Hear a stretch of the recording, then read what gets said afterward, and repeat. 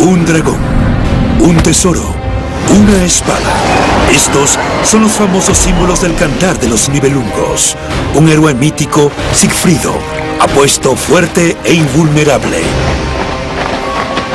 Pero, ¿se trata realmente esta epopeya medieval de sus hazañas y su destino? El Cantar de los Nibelungos es una de mis historias medievales favoritas porque tiene unos personajes femeninos increíblemente fuertes. Crimilda es la que realmente dirige la acción en el Cantar de los Nibelungos. La historia comienza y termina con ella. Y el motivo de la acción, la trama, está impulsada por su deseo de venganza. El Cantar de los Nibelungos, la primera novela femenina de la Edad Media, con una reina segura de sí misma como protagonista, que revela la historia de Crimilda sobre el rol de la mujer en el mundo cortesano de la nobleza.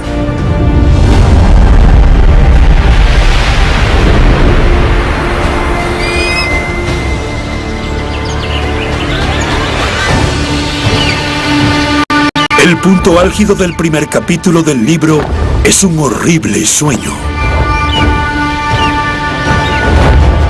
Un halcón criado por la joven Crimilda es cazado por las águilas y finalmente despedazado.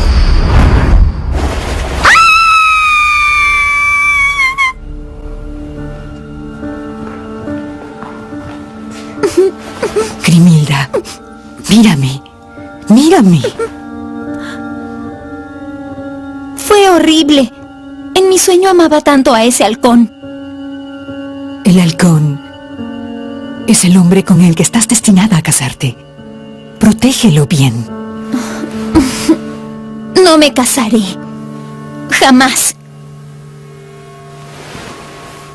Al principio de la historia, Crimilda es una adolescente que ha decidido que no quiere enamorarse nunca porque ha tenido un sueño profético que le dice que se enamorará y perderá al hombre que ama. Es una mujer noble y profética que tiene sueños que predicen su futuro. Al final la llaman diableza por su afán de venganza.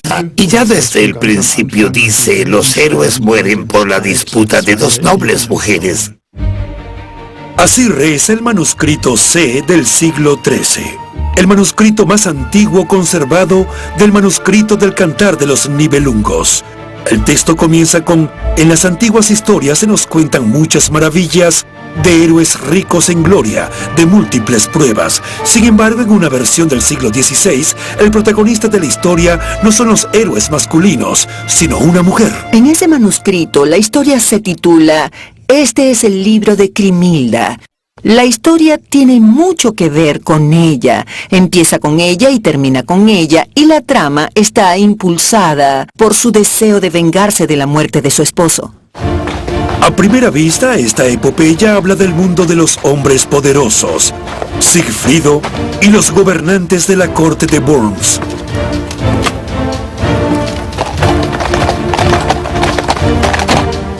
En la Alta Edad Media, la vida de la nobleza se desarrolla principalmente en público. La riqueza, el rango y la reputación son cruciales para tener éxito político. Las mujeres nobles viven su vida excluidas de casi todas las decisiones. Mira. En un mundo gobernado por hombres, se les asigna sobre todo el papel de espectadoras. ¡Qué hombre! ¡Qué hombre! ¿Has visto a otra igual? Nunca. Los miembros masculinos de la familia también son quienes determinan la libertad de amar de una mujer. Un hombre de mundo. Estos roles de género tan arraigados en la Edad Media se entretejen en el Cantar de los Nibelungos. ¿No es apuesto? ¿Quién es? No lo sé.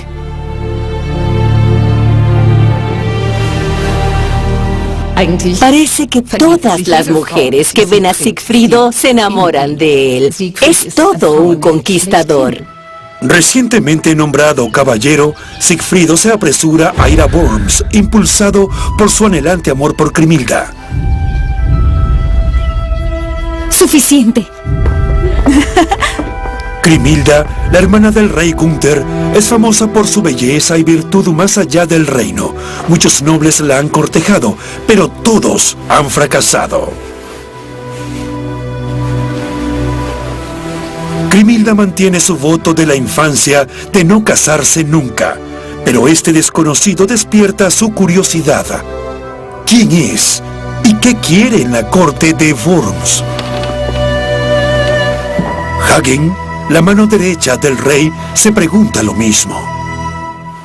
Es un hombre con experiencia en la vida. Es un personaje siniestro. A menudo se le imagina como alguien que espera entre bastidores. Algo así como un consejero de la corte.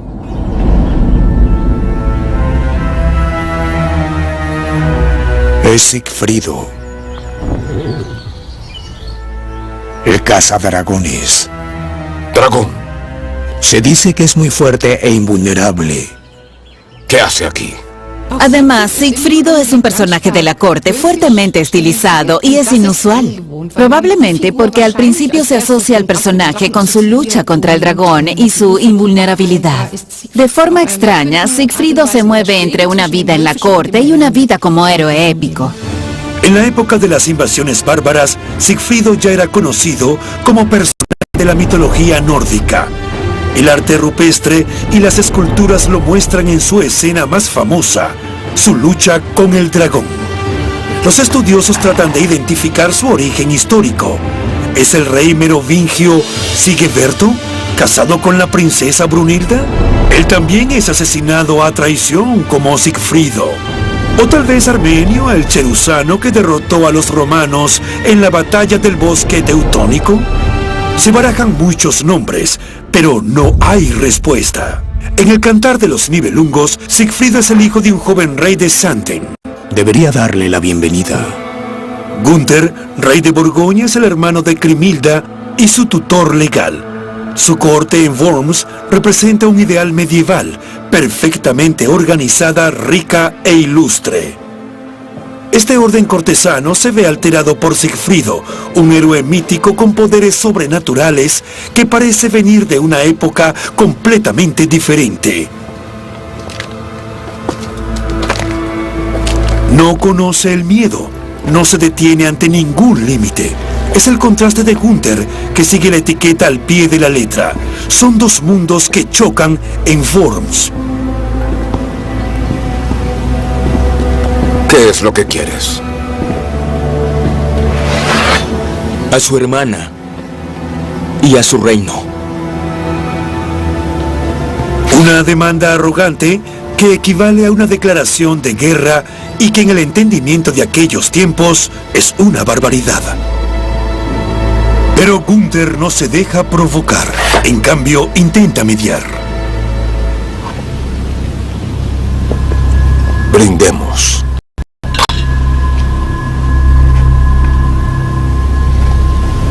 Gunther es un típico representante de la Edad Media que actúa como diplomático, un hecho que a menudo le es imputado por ser débil, pero que es la norma en la Edad Media, incluso para un rey poderoso. Cuando Gunther recibe a Sigfrido como su invitado, la tensa situación se desestabiliza. El autor de la obra elige deliberadamente el lugar del primer encuentro entre los dos nobles. Hacia el año 1200, en la época en que se escribe el libro, Worms es una próspera metrópolis y un centro político. En el siglo XII y XIII, los emperadores Hohenstaufen favorecieron la ciudad a orillas del Rin para convocar el Hoftage, sus asambleas imperiales en la corte.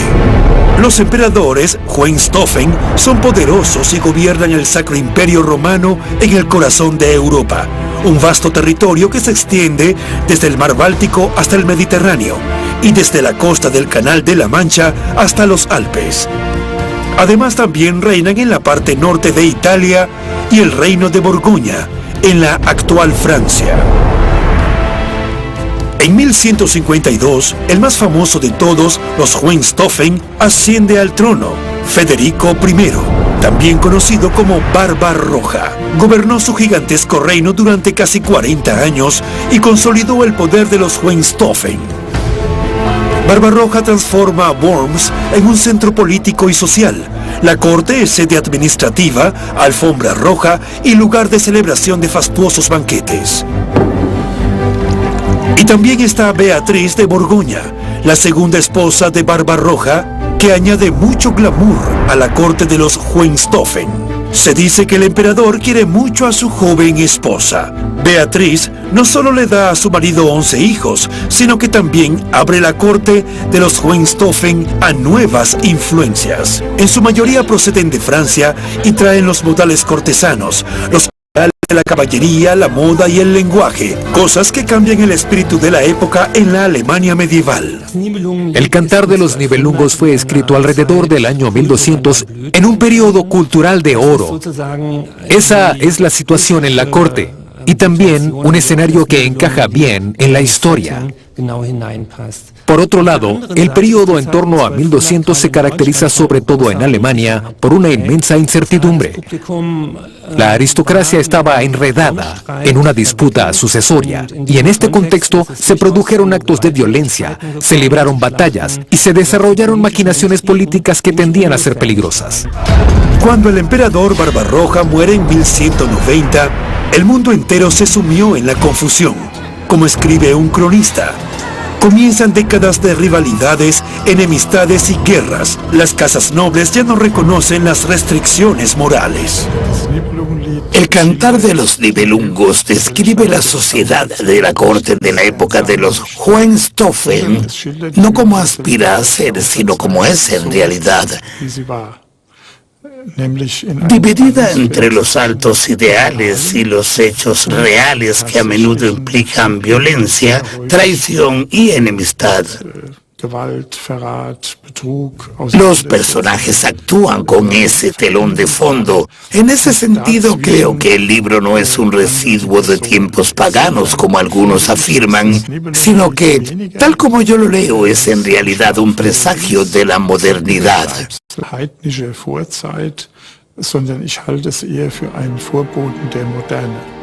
El autor del Cantar de los Nibelungos es desconocido. Es posible que provenga de los círculos del clero o quizás de un monasterio. Lo que apoya esta teoría son sus habilidades de lectura, escritura y su educación superior, algo que era inusual en aquellos tiempos, pero también hay explicaciones alternativas. En particular, los estudiosos más antiguos han escrito mucho sobre la autoría del Cantar de los Nibelungos desde el siglo XIX. Una tesis que personalmente considero factible es que fuera uno de esos poetas profesionales que actuaban en las cortes. Conocemos a Walter von der Boldenwey en un periodo alrededor de 1200 y conocemos a Wolfram von Eschenbach. Debió ser alguien que conocía su tiempo y estaba familiarizado con la corte de aquellos días. El autor revela sin reparos los profundos defectos de una sociedad maltratada, un denunciante medieval que escribe sobre el mundo de la aristocracia. Que decida no revelar su identidad está en sintonía con el género de la épica heroica de la época. Pero sea quien sea el autor, su historia abre una amplia ventana a los conflictos de esa época.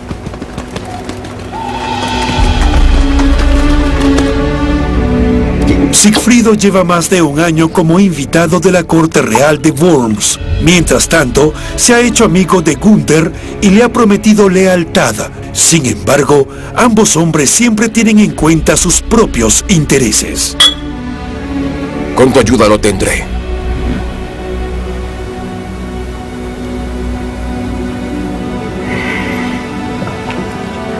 Lo ayudaré con una condición. El rey Gunther necesita la ayuda de Sigfrido, ya que quiere casarse con una mujer que no permite que ningún hombre la toque. A cambio le promete a Sigfrido la mano de su hermana Crimilda. ¿Hará honor a su palabra? Tienes la palabra de un rey. Un acuerdo entre hombres. Solo lo hago por Crimilda. La bella Crimilda no tiene ni idea de este acuerdo, pero desde que vio por primera vez a Sigfrido, su corazón se ha encendido. A bordo de un barco, los dos hombres se embarcan en el viaje de cortejo de Gunther. navegan por el Rin y por el Mar del Norte hasta la lejana Islandia. Es al mismo tiempo un viaje al pasado de Sigfrido, a un mundo de mitos y secretos, a un reino fantástico que se dice es el lugar de nacimiento del héroe. El mito habla de los legendarios Nibelungos, cuyo hogar está en el norte, una misteriosa tribu de incalculables riquezas que vive en las montañas. Para acceder al tesoro escondido, Sigfrido mata a un dragón y no solo se lleva el oro, sino también una capa de invisibilidad, una vara de adivinación y una espada, objetos mágicos que le dan poderes sobrehumanos. Los Nibelungos son una tribu que Sigfrido acaba conquistando para conseguir el gran tesoro de los Nibelungos. Y el nombre Nibelungo parece estar vinculado al tesoro, así que quien posee el tesoro recibe el título de Nibelungo también. Una vez que Sigfrido gana el tesoro de los Nibelungos y conquista su tierra, él mismo se convierte en uno. El destino de Sigfrido y Gunther es el castillo islandés de Isenstein. Aquí es donde vive la reina Brunhilda. Su reputación la precede, su belleza no tiene comparación y es inmensamente fuerte y rápida con la espada. Una mujer de armas, una noción apenas aceptable en la Edad Media. Bueno, en el contexto cortesano de la Edad Media, las mujeres combatientes son un fenómeno bastante raro. Pensemos en Juana de Arco, que no era una mujer noble y que, en cierto modo, solo tomó las armas por orden de Dios. Pero las nobles guerreras, algo así como las amazonas, no existían en la época medieval. Y teniendo en cuenta esto, un personaje como Brunhilda es una figura muy poco cortesana. El cantar de los Nibelungos relata el engaño utilizado para obligar a la orgullosa reina a casarse con el rey de Borgoña. Unos desconocidos desembarcaron, milady. Vienen hacia nosotros.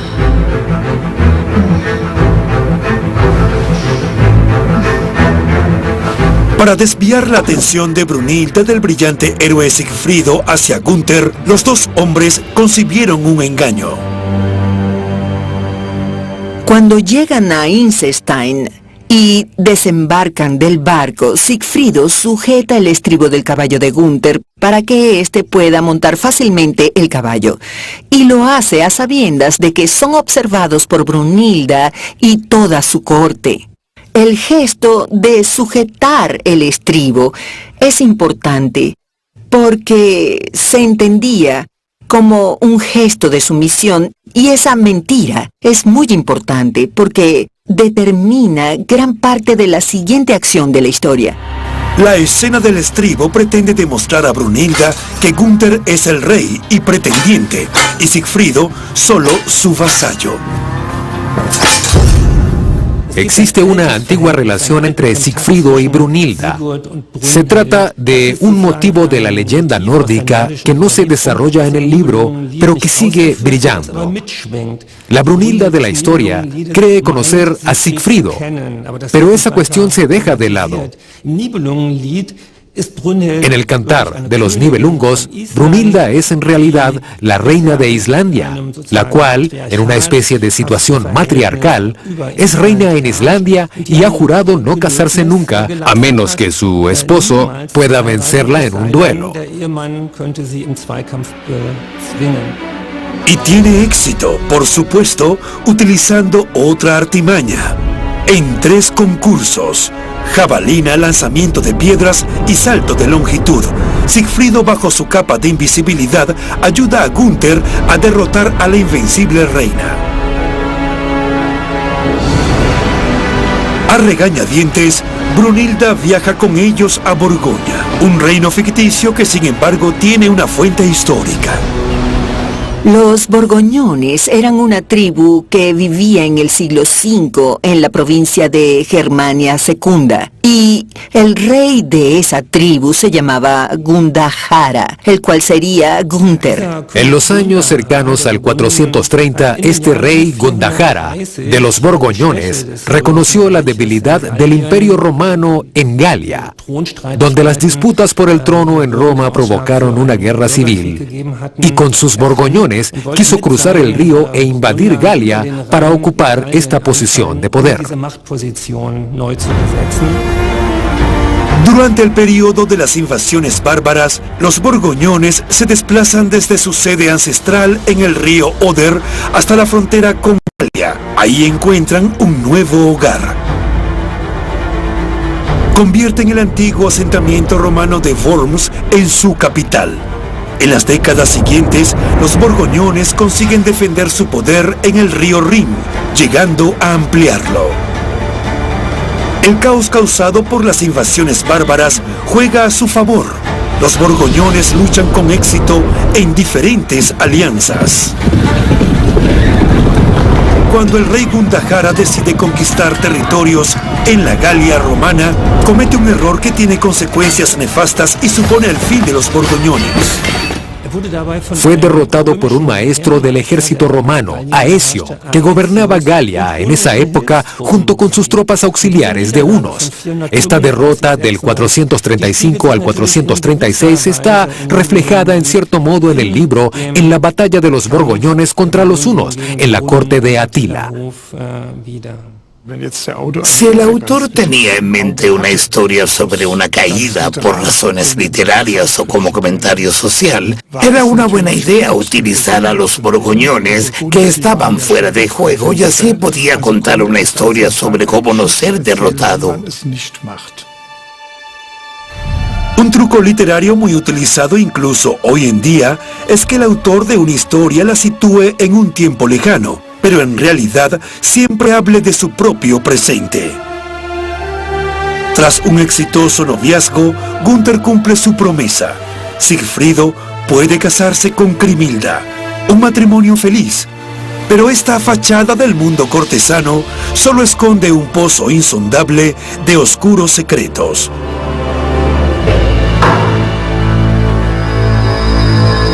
El Cantar de los Nibelungos cuenta que solo con la ayuda de Sigfrido puede Gunther consumar el matrimonio con Brunilda en su noche de bodas.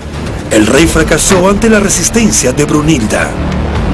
Es Sigfrido quien rompe la resistencia de Brunilda con fuerza. Ella lucha contra él con todas sus fuerzas, pero es inútil. Gunther se sale con la suya con Brunilda. Antes de que Sigfrido abandone la escena, toma el anillo y el cinturón de la novia, un trofeo de su violento acto. El cinturón y el anillo son en efecto insignias de la virginidad, pero también sabemos que Sigfrido cedió ese acto de desfloración a Gunther. Pero fue por supuesto Sigfrido quien dominó físicamente a Brunilda en esta infame segunda noche de bodas. Si lo vieras como un caso legal, dirías sí. Ella aceptó el matrimonio y significa que tiene que estar dispuesta a consumar el matrimonio también. Pero, ¿es legal la agresión sexual? La información sobre la situación jurídica de las mujeres en la Edad Media puede obtenerse de una de las fuentes medievales más importantes que se conserva en Wolfenbüttel.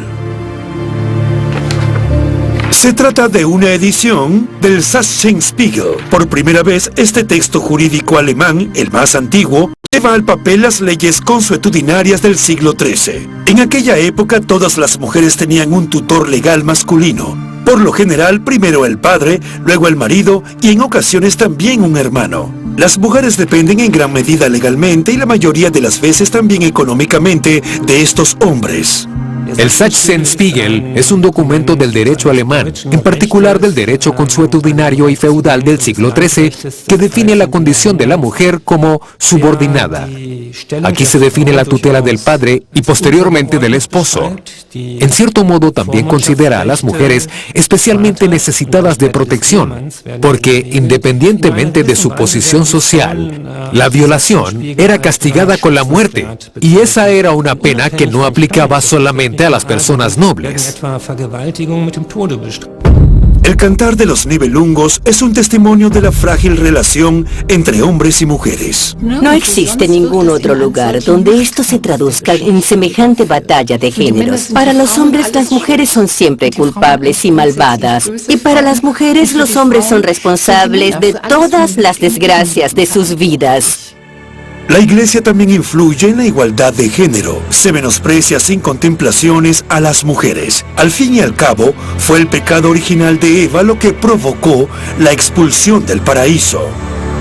Así que no es de extrañar que la mayoría de los miembros del clero mantuvieran la firme convicción de que todo mal proviene de las mujeres. También hay consejos para que un matrimonio cristiano funcione. El hombre es la cabeza de la mujer. No toda la Iglesia cree eso, pero para muchos hombres tales afirmaciones eran palabras sabias. Sin embargo, Sigfrido y Grimhilda representan un ideal de amor diferente y completamente nuevo en la Alta Edad Media, el amor cortés. Tras la boda, viven felices en Sanden, el hogar de Sigfrido. ¿Segura? Segura. La idea del amor cortés nace en el siglo XII, procede de la poesía francesa y llega también a Alemania. Las mujeres nobles deben ser cortejadas y adoradas, a excepción de las comprometidas. Las mujeres nobles son la felicidad de un hombre. Eso sí que es nuevo. En el amor cortés, las mujeres son las amantes y los hombres sus sirvientes, aunque esto sigue siendo solo un ideal. Esta idea del amor cortés juega un papel importante en la relación entre Sigfrido y Grimhilda. Y lo más importante es que ambos, Sigfrido y Grimhilda, son hermosos, son aristocráticos, son nobles. Ese es un escenario de amor cortés que está siendo incorporado en el cantar de los Nibelungos. ¡Haz tu movimiento! Grimhilda es un personaje fuerte, ya que ella misma elige a Sigfrido. Se trata de una relación romántica. El rey pide su mano, pero es Grimhilda quien realmente tiene la última palabra en este matrimonio. Pero esta es una excepción, porque las bodas nobiliarias hay que entenderlas como un acontecimiento en el que los novios normalmente no se conocían y servían para forjar una alianza política. Nunca era un matrimonio por amor. ¡Haz tu movimiento! Estoy pensando.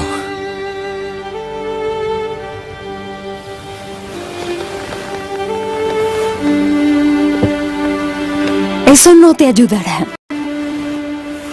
Jaque mate.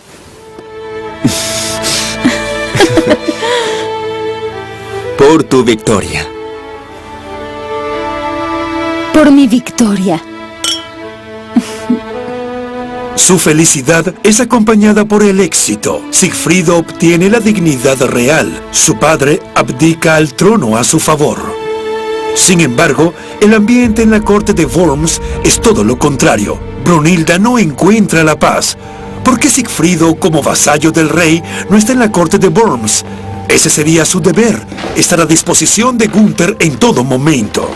Le preocupa mucho cuando se da cuenta de que Sigfrido no se comporta como un vasallo y quiere llegar al fondo del asunto, por lo que acaba invitando a Grimhilda y a Sigfrido a Worms para intentar averiguar de qué se trata. Gunther está en un aprieto.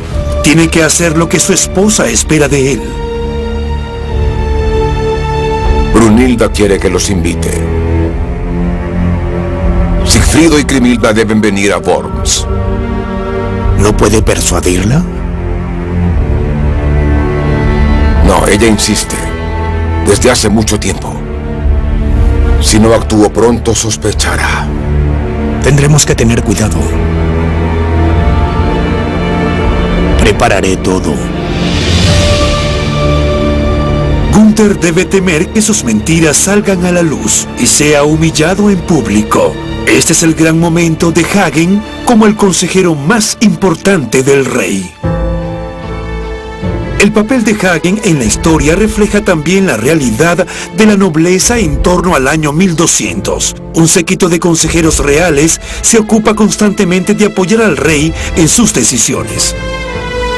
Una asamblea de expertos encargados de diversas tareas. Todos los hilos políticos convergen en la corte del gobernante.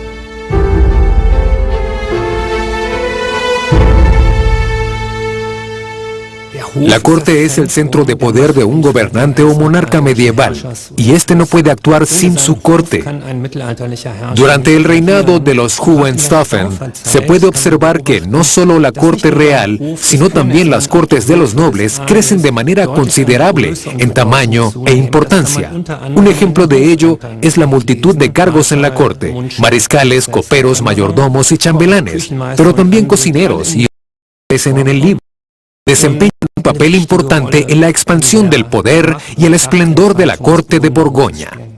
Al cabo de 10 años, según se cuenta en el Cantar de los Nibelungos, las dos parejas reales vuelven a encontrarse en Worms. Para honrar su visita se organiza un torneo de justas. En una noble competición, Siegfried y los demás caballeros cruzan sus espadas. Gunther espera que la apariencia festiva le ayude a ocultar sus viejas mentiras. Como siempre, Sigfrido se convierte en el centro de atención de la sociedad de la corte.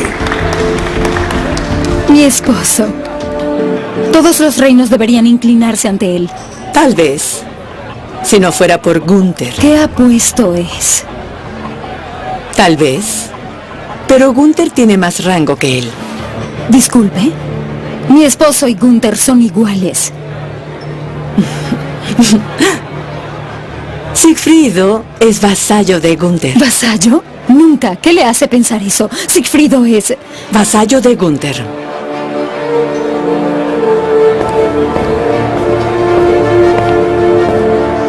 En el momento en que provoca a Brunilda, su preocupación es establecer su posición frente a Brunilda e insistir en su condición de reina igualitaria. Y es importante porque la posición social lo es todo en esta cultura. Si fuera la esposa de un vasallo, sería una degradación social para ella, ya que nació princesa, una borgoñona.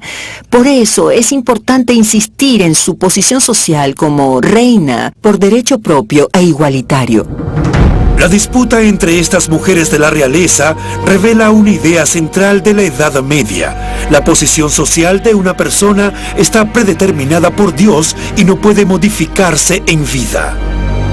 Mientras las parejas reales se dirigen a un oficio religioso, las tensiones entre la festiva compañía de Worms alcanzan un punto de ebullición.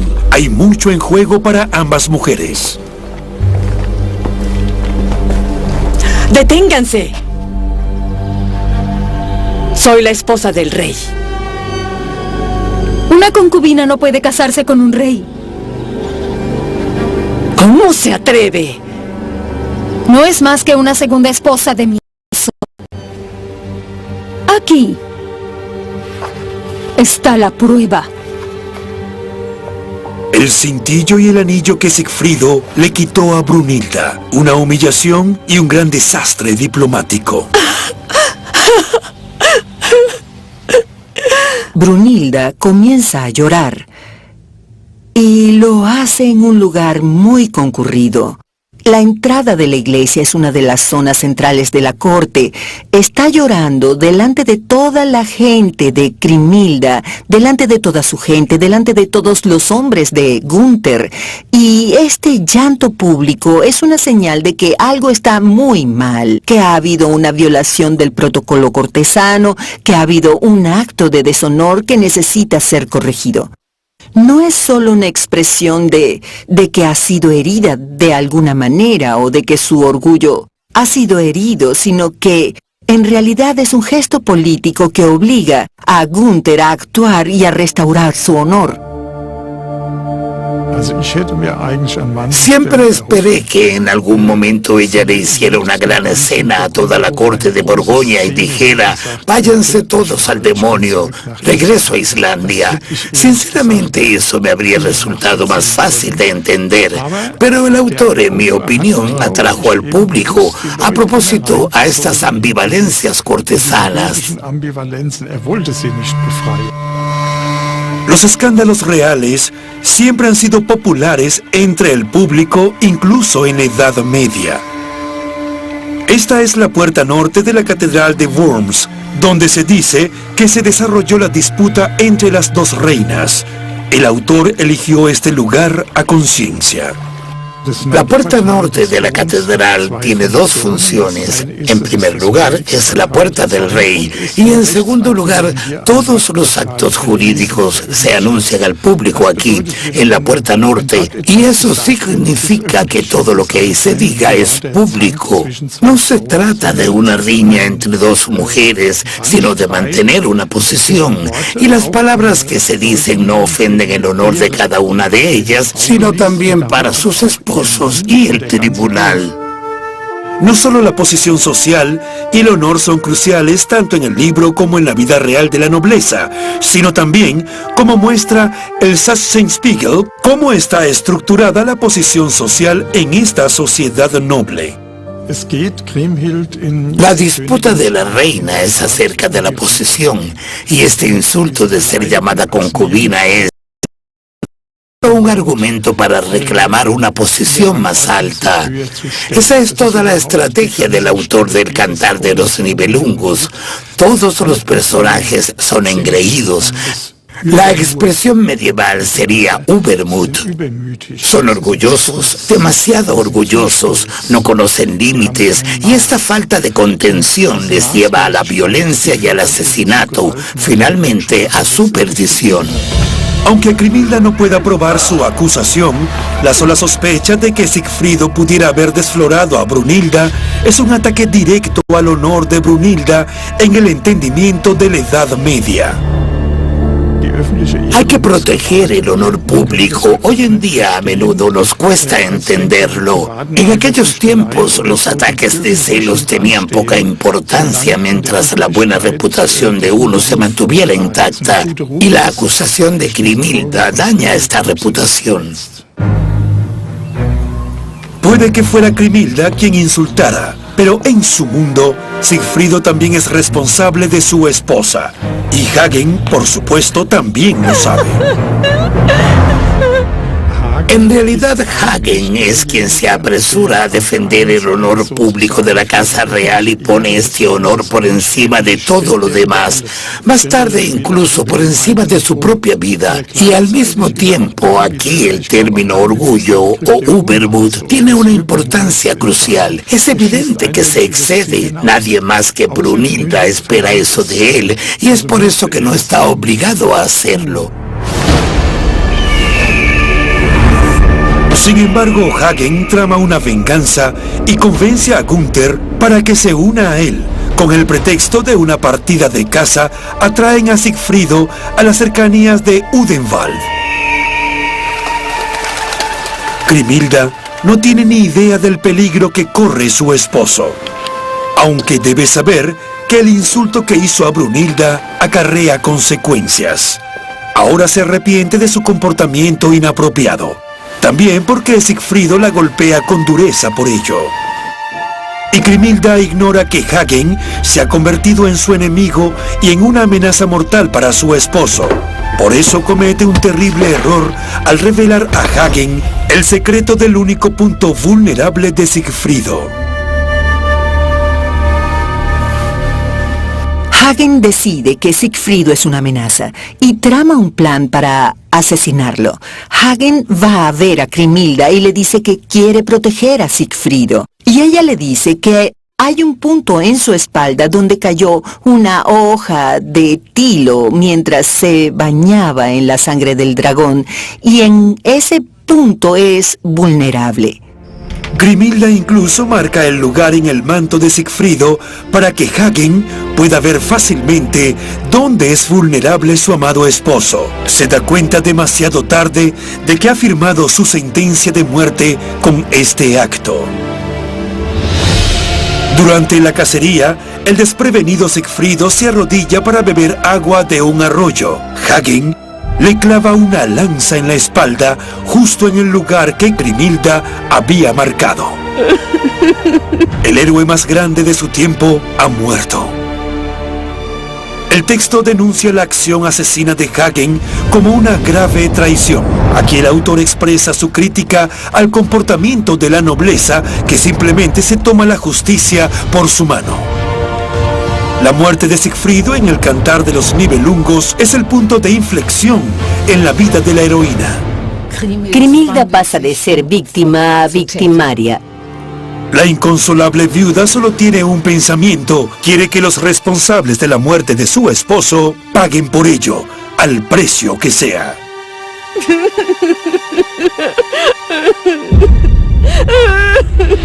Grimhilda se queda en Worms con el tesoro de los Nibelungos que ha heredado, contrata un ejército de caballeros.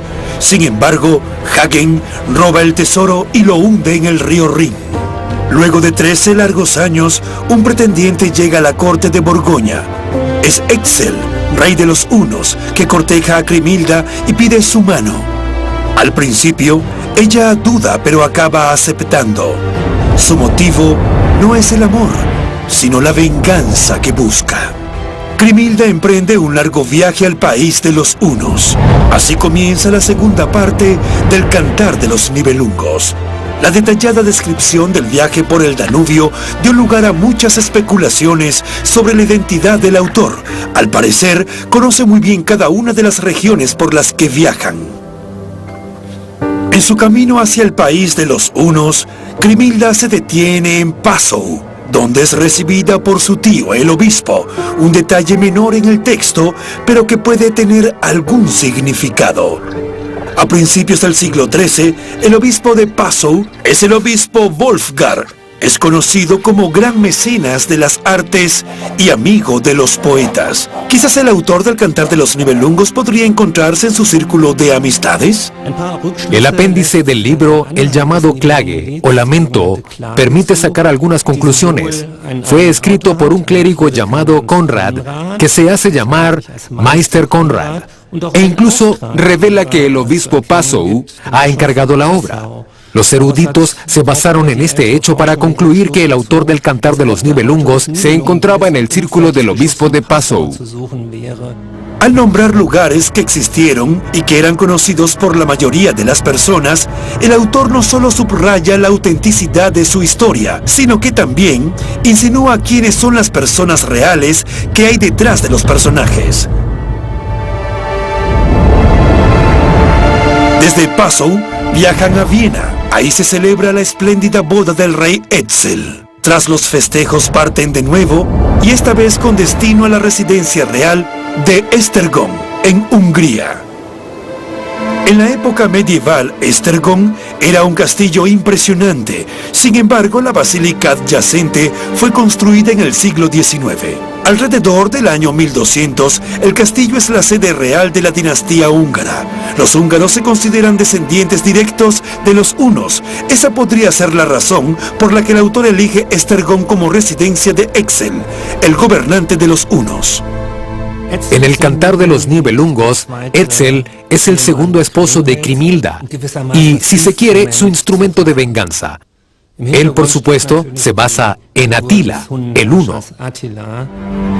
Aunque Grimhilda no ama realmente al rey Etzel, su matrimonio es armonioso.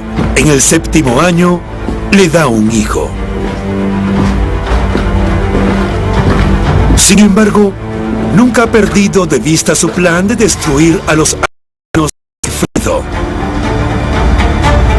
Etzel, alias Atila, es descrito como un esposo cariñoso y un rey sabio que al final sobrevive a Grimhilda. Pero la historia pinta un cuadro diferente. Según los registros antiguos, Atila es asesinado por su joven esposa en su noche de bodas, una mujer germánica llamada Hildiko. Quizás Grimhilda fue inspirada en ella. Ella también mata por venganza. En su caso, sin embargo, se vengó de sus hermanos. En la Edad Media, las rencillas de sangre se consideran un recurso legítimo al que recurrir. La idea de venganza es solo uno de los muchos conceptos jurídicos. Hoy en día la Edad Media se considera a menudo como la Edad Oscura. Y se dice que se vengaban siempre con sangre, pero la venganza de sangre era solo una forma de retribución. Si alguien era arrebatado del clan, requería una recompensa, y se puede tomar de diferentes maneras. Puede ser dinero o territorio. Para esto tenemos los rituales de perdón. Una opción era, en efecto, la enemistad declarada y venganza de sangre, pero en la Edad Media ocurría con menos frecuencia de lo que se cree. En la época del Cantar de los Nibelungos, está a punto de comenzar el cambio de época de la venganza a la ley. Textos jurídicos como la paz perpetua de Maguncia de 1235 lo ponen en marcha. Sitúa las enemistades en un marco jurídico estrecho. Algo parecido ocurre con la tregua de los castillos, la llamada Burfriding. Bajo amenaza de severo castigo, prohíbe la continuación de una disputa dentro de la fortificación y en un perímetro claramente definido a su alrededor. El Cantar de los Nibelungos también muestra otra faceta de la Edad Media, un ciclo interminable de violencia. La venganza engendra venganza. En el último acto del drama, la situación en la corte de Exel llega a un punto crítico. Me alegró mucho tu invitación, hermana mía. He esperado mucho tiempo este momento, querido hermano. Nuestros escuderos han sido asesinados. La invitación de Grimhilda era una trampa para Gunther y Hagen. Lo que describe el libro es una orgía de violencia. Cuando Hagen mata al hijo de Grimhilda, la situación se descontrola. Pueden irse todos si me entregan a Hagen. ¡Jamás! Gunther paga con su vida su negativa a entregar a Hagen. Esta lealtad incondicional del Borgoñón, incluso hacia uno de sus seguidores asistentes, es el origen de la legendaria lealtad de los Nibelungos. ¡Deténgase! ¿Ha conseguido por fin lo que tanto anhelaba? Yo lo terminaré. 26 años después de la muerte de Sigfrido, el plan de venganza de Grimhilda acaba en un baño de sangre. Es el fin de los Borgoñones. Al final, la propia heroína vengativa se convierte en víctima de la violencia que desató. Grimhilda tiene que morir al final. Ha sobrepasado todos los límites, ha sobrepasado cualquier límite de cortesía. No puede seguir viviendo como reina cortesana en la corte de Etzel.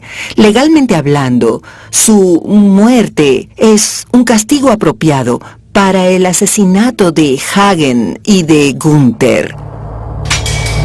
En el Cantar de los Nibelungos, Grimhilda es declarada culpable principal.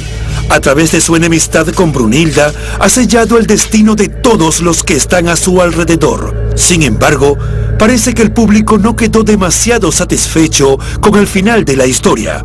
Poco después del Lid, se escribe el Nibelungen Klage, el lamento, una especie de secuela. El Klage debe juzgarse como un intento de procesar y explicar los acontecimientos descritos en el Cantar de los Nibelungos, ya que explica el trasfondo de los personajes, algo que el Cantar de los Nibelungos ni siquiera ofrece. También subraya el luto, el dolor de los familiares. Aquí entra en juego el Klage, el lamento, para intentar asimilar los acontecimientos. Por su gran amor y fidelidad a Sigfrido, se reserva un lugar en el cielo para Grimhilda. Brunhilda, que no interviene en la segunda parte del relato épico, lamenta profundamente el dolor que ha causado a Grimhilda. La muerte de Gunther es defendida como justo castigo por la traición a su leal amigo Sigfrido. Y Hagen se convierte en el principal culpable. Él es el villano de esta historia. En primer lugar, fueron sus intrigas las que provocaron toda la miseria. En el gran ajuste de cuentas, también se culpa a Hagen del robo y hundimiento del tesoro de los Nibelungos en el Rin. Hasta el día de hoy, la cuestión de su paradero ha despertado las emociones de muchas almas. Incluso siglos después, los personajes fuertes no han perdido nada de su carisma y resplandor, han trascendido el tiempo.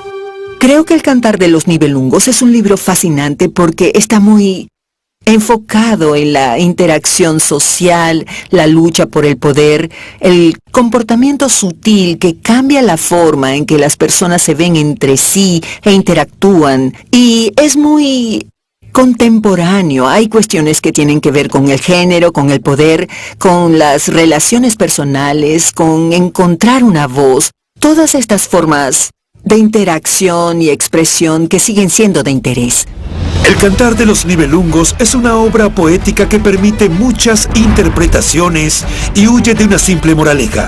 Habla del amor y la venganza como motores del asesinato y la violencia en el mundo de la nobleza. Es una historia que entrelaza hechos y ficción con tanta habilidad que resulta difícil identificar su núcleo histórico. Sin embargo, la vida real siempre consigue brillar, con una heroína llamada Crimilda como protagonista desde el principio hasta el amargo final.